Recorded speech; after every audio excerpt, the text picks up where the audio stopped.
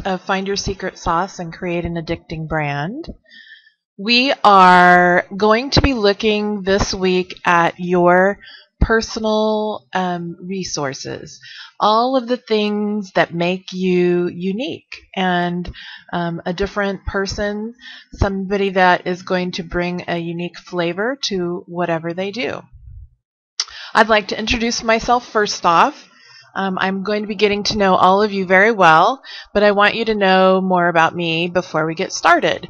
So the way you pronounce my name, in case you haven't figured that out yet, is Taya Silvestre.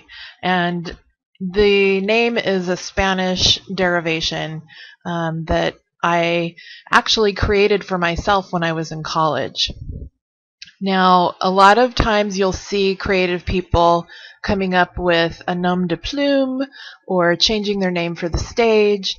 This is actually my legal name. So Taya del Alma Silvestre is my full name, and I would use it, but it doesn't fit on most legal documents, except for, of course, my tax returns.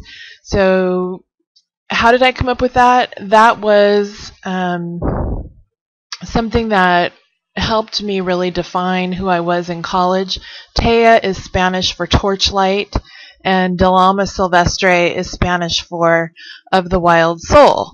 So you can see that I have a little bit of, what do you want to call this? I'm a little bit of a rebel. Let me just put it that way. I definitely believe that, we all should be using our best selves to make the world better, but I want you to do it your way, okay?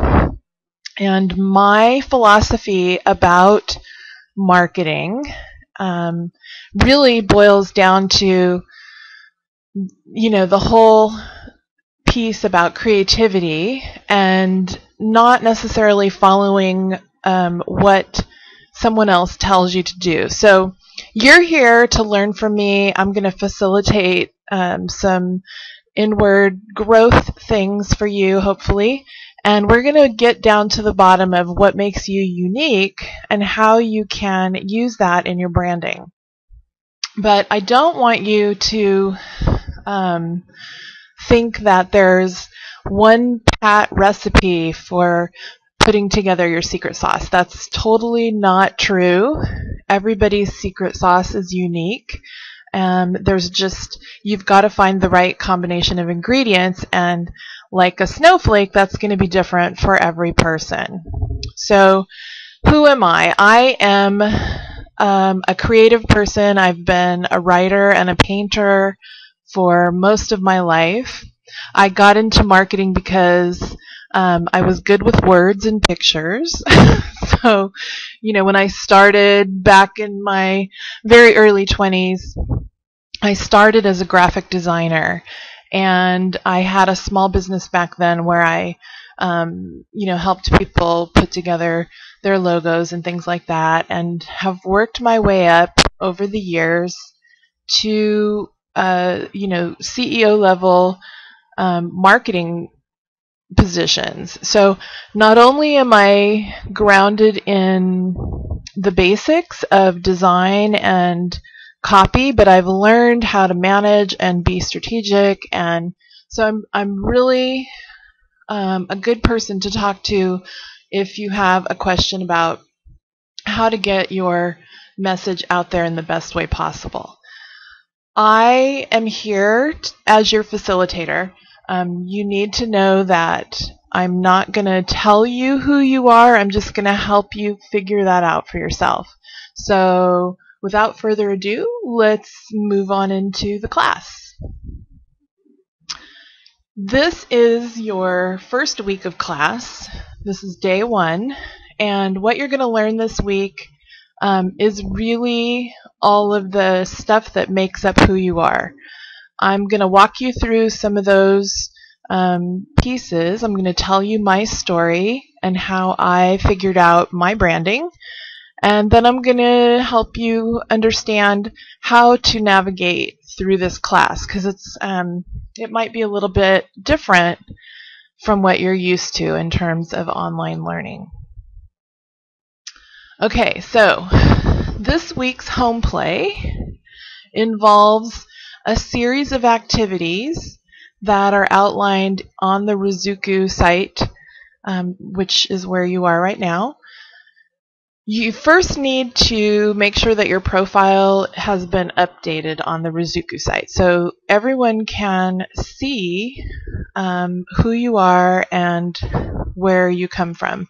Make sure that if you have a website that you include a link to that so that everybody can learn more about you if they want to. It's a great opportunity for you to network and share more about who you are. And I say that you should take every opportunity to share who you are because that's marketing, right? That's definitely something that you want to get used to. The rest of the activities that you're going to be doing this week all involve some self-reflection. So you're going to be looking at not just your strengths and weaknesses, but also your life path. You're going to be looking at all of the different highs and lows that have happened to you over your life. And then you're going to be looking for patterns. And just like on this banana here, there will be patterns that start to become clear to you as you continue with the inventories. So when you finish for the week with all of your different activities, what I'd like you to do is look at them and think about where they intersect. Where are the themes coming up? If you notice certain things happening over and over again, that's going to be important. Those are clues. And definitely you want to make note of them because we will need those clues when we get into the class in further weeks. Now you're going to also be sharing your progress, sharing your answers with the group and asking any questions that come up for you. The only way that I can answer questions is if you ask them. So you can utilize the discussion prompts that are located at the end of each exercise, or you can post your questions in the Facebook group. That's going to be the first line of attack. I'm going to also ask for people to be in the hot seat when we have our teleconferences. There's going to be a couple of them, and once we get rolling, I will be in contact with all of you on the Facebook group so that we can pick a mutually appropriate time for everybody to get together on the phone. Okay, so definitely share your progress and questions and answer other people's questions and comments. I mean, part of the fun of being in a class is getting feedback from your fellow classmates. So don't hesitate to comment on somebody else's question if you think you might have a good answer or have an idea for them. And the whole point is that I'm not the only one giving feedback. So all of you are fabulous in your own way, and you all bring a really solid, piece to this class, so share it if you have something to share. Okay, so let's move on to my story. And what I want to tell you first is that I have been a small business owner since 2005, late 2005. I came to be an independent consultant after a family situation forced me to move away from my job, and the only way that I could pay the bills without having to move to a major city was to create a job for myself. So I looked at all of the bits and pieces that made me who I was. I'm kind of a shorthand of all the exercises that I'm going to have you do. And I realized that I wanted to use my marketing powers for good and not evil. I was coming from a corporate position with a national nonprofit where I had been the director of marketing, and I really enjoyed that whole nonprofit thing. So I decided that I was going to work exclusively with the nonprofit world, that I would be a marketing consultant for the nonprofits out there. And I also was coming to this whole thing, with knowledge of how nonprofits work up in Northern California. So I lived in Northern California, and then I had to move to Southern California because of a family situation. And if you are, smart at all, you know that different areas of the country and even different areas of a state are going to have different thoughts and ideas about how things should work. And the little town in Southern California where I landed, was not quite as forward-thinking as perhaps some of the nonprofits up in Northern California around San Francisco and Davis and so forth. So I didn't take that into account.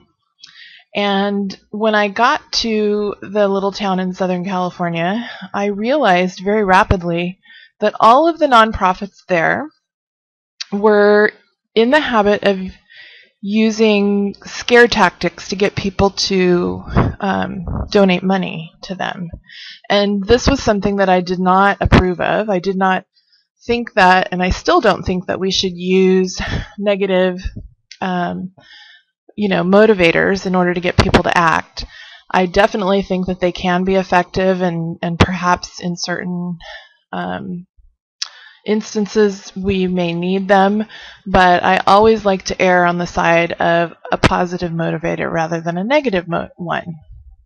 So I needed to kind of switch gears a little and figure out how I was going to serve nonprofits, or at least businesses, that did good without losing track of my values. And at that particular time, in 2005, the name of my business was Social Good Marketing. I think that really spoke to who I was and who I wanted to work with, and it did get a lot of good, positive reaction, and people, connected with it in a great way. And after, just a short period of time, I became really an authority on doing good business. And that was something that I wanted that brand to focus on. So I was building my business. Things were going along really well. And I got a client who wanted to hire me to work on a very high-profile project with him. This was going to be a county-wide event for sustainability, and it was something that definitely fit with what my brand was about. And so we worked on this project for close to a year. It was really successful for a first time, especially given that we were in an area where green and sustainability wasn't really something that everybody knew about or talked about yet. But at the end of this project, he didn't pay me what we had agreed upon. Now, I did take, small deposits, but because this was a new event, and, I knew this person from the community before, so it wasn't like he was a stranger. We made an agreement where I would take the bulk of my fees after the event was over, because that's when we would have all the cash. Well, it ended up that he made off with about almost $25,000 of money that I was counting on. And not only that, but he also failed to pay all of the other vendors that we hired to work on the project. And so they came knocking at my door wanting to know if I knew where he was and how they could get in touch with him. And needless to say, I was at my wit's end. I was very depressed about the whole thing. I really started to question, the whole purpose of being in business for yourself. And I had decided at one point to just give up and join the Peace Corps, because I felt like, if I was going to give away my services, I wanted to at least be out having some adventures, right? So I didn't quite know what to do with myself. I had to lay off my one assistant, and this was coming on 2008 now. And as you remember, the economy started to take a dive right about then. So it was not a happy time in my life, nor was it something that made me want to continue being a small business owner. Fast forward about 2-3 months, and one of my bigger clients, came to me and made me an offer I couldn't refuse. They wanted me to come work for them full-time, doing curriculum development and teaching. There was a Women's Economic Ventures is a small business organization that helps entrepreneurs figure out, their business plan. So I had been working with them as an independent contractor and doing really well.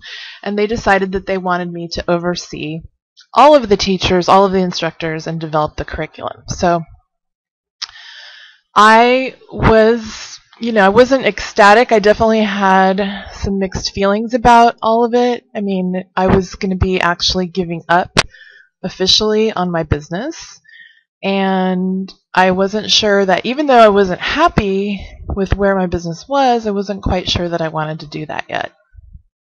But I did it because the economy was what it was, and I didn't have any joy left in me to continue social good marketing. So I went to work for them. I became an employee.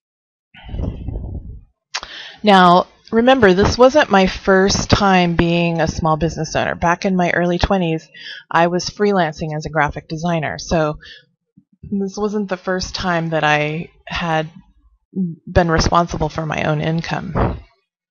But going back into the role of an employee was very difficult for me this time around. And I bumped up against, some of the things that we all know make a bigger organization sometimes a little frustrating. And that just is because it's the nature of a bigger organization. When you're a small independent person or a small independent business, you are the one making the decisions. You don't have to have a meeting. You don't have to get consensus. And you can really make on-the-spot decisions and move forward. And I love that about, being a small business owner. I like to make decisions quickly and move forward, and if I have an idea, I want to implement it. So after about 1.5 years, I realized that being an employee was not where I needed to be. It was not going to make me happy. But I wasn't sure yet what would make me happy.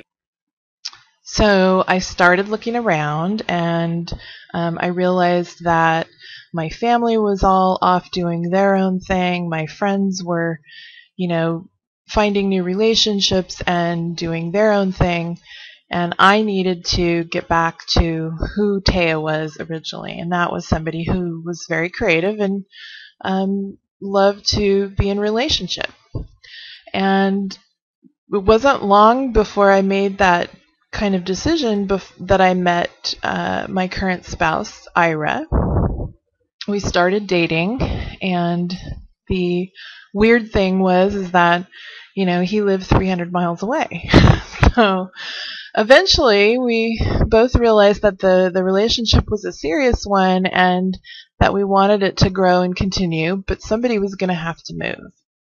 And because I was in that space of, being ready for something new, and he definitely had the resources to take care of, some of my bills if needed, I moved in with him. So I am back in Northern California, in San Jose, and in a new relationship. This is about a year ago now. And I didn't have to worry for the first time about how I was going to pay the bills. So I did what most creative people do, and that is I started being creative again. I started doing the things that I didn't have time for before. I began cooking more. I really have always loved to cook, but when you don't have somebody else there, if you're a single person, seems always difficult to cook for yourself, at least for me. So I had, somebody who liked my cooking and wanted me to cook, and I was really having a lot of fun with that.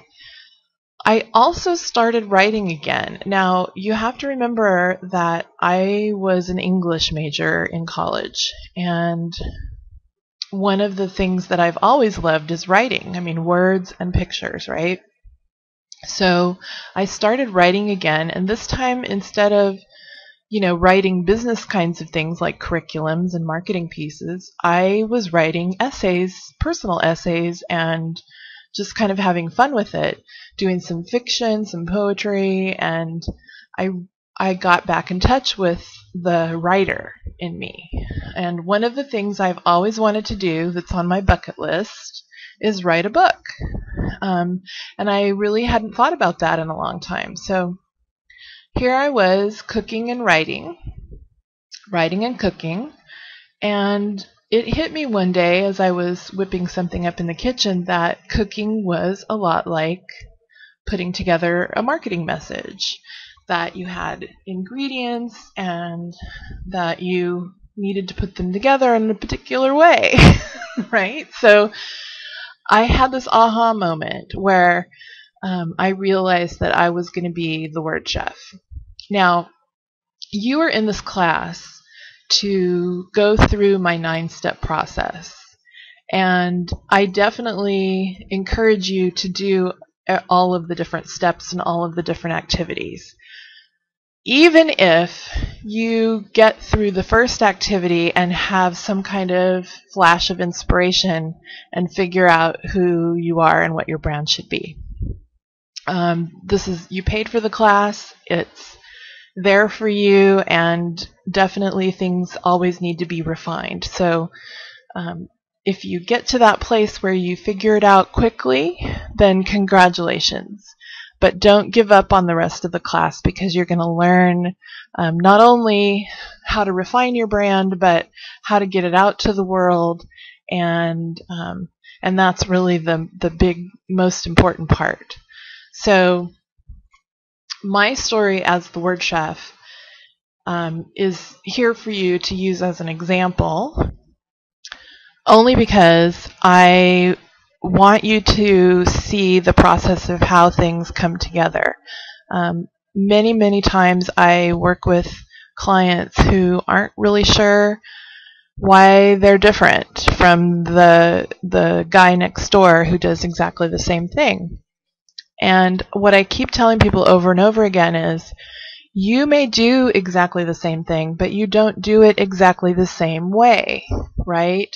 So you may not have a process that's been trademarked or has a patent pending or anything like that, but your experiences, your life experiences, your passions, all of the different things that make up who you are going to inform how you deliver your product or service.